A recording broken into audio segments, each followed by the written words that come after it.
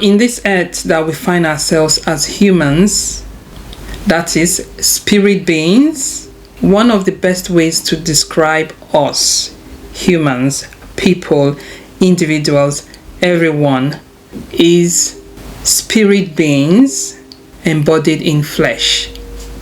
We are all spirit beings embodied in flesh.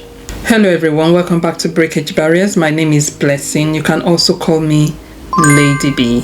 One thing about flesh, this flesh that we find ourselves in, is that most of us humans, if not all of us humans, are so engrossed in caring for this physical body of ours, to the extent that some deem it fit to change one aspect of their body or the other. Why? Because it makes them unconfident, which affects their mental well-being, the way they see themselves, and the way they are able to relate with other people of the world.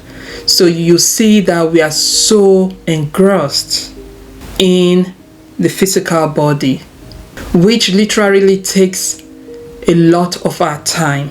There's nothing wrong about looking good. We need to take care of ourselves.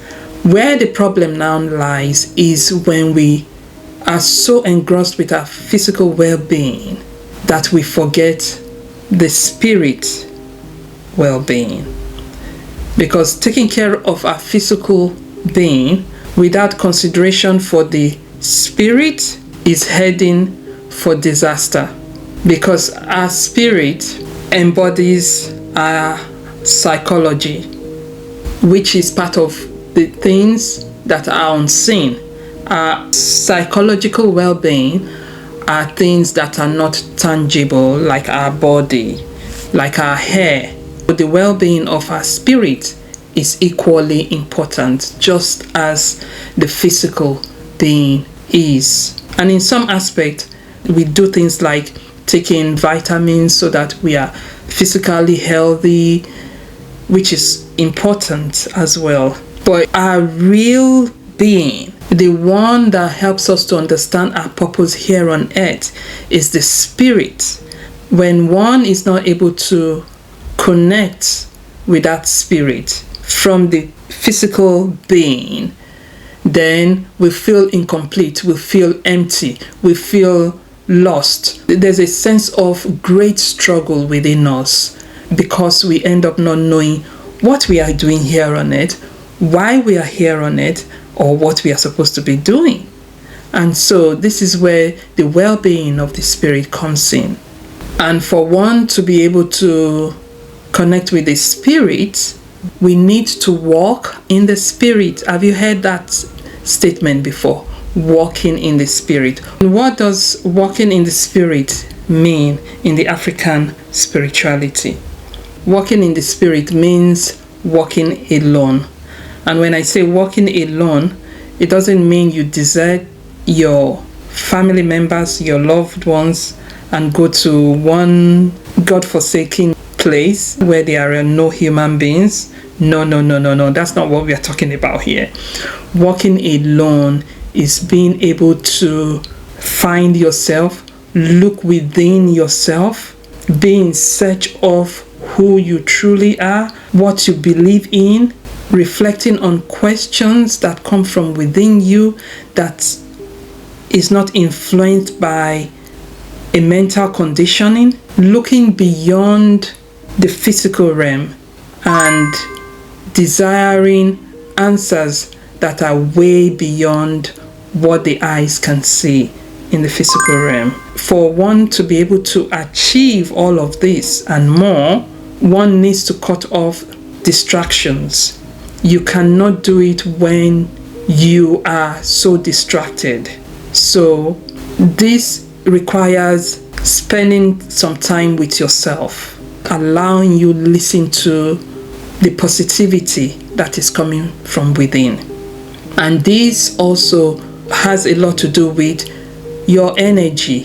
So the type of energy you have will help to determine the level of spirituality you acquire. For you to be able to understand the type of energy you have, this is derived from the amount of time you spend with yourself, which will help you to understand the kind of element you carry or you are. In this journey of discovery, you are able to relate with your loved ones, your family members, your friends in a much better realm, because it is in the understanding of self that one is able to embrace other positively, depending on the type of energy you are. As you spend more time with yourself, this helps in your meditation. And it is in meditating that we are able to reflect. This meditation comes with no distraction whatsoever. It can be done in different ways. It could be in the corner of your house. It could be like taking a walk in the park. It could be traveling where you are able to find time for yourself and be able to meditate for a few days, weeks, or even months. It is during this meditation you are able to reflect on yourself, your behavior, ask yourself questions, ask yourself why you do what you do, ask yourself why you believe in what you believe in.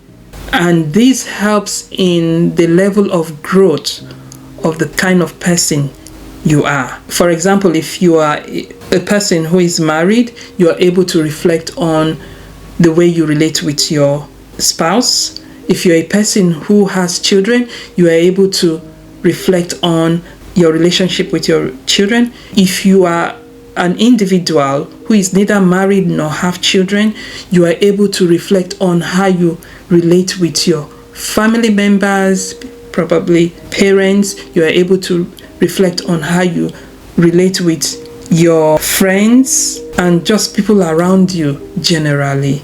In so doing, reverence for yourself and for other people is generated in that as you meditate and reflect, you get to understand yourself better, value yourself better, and as well value the people who you call family and friends in a much better level, and be able to ask yourself deep questions on how you treat others and how others treat you as well.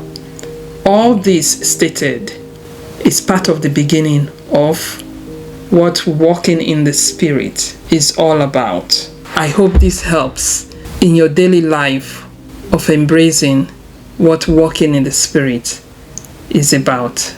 It's not about ghosts.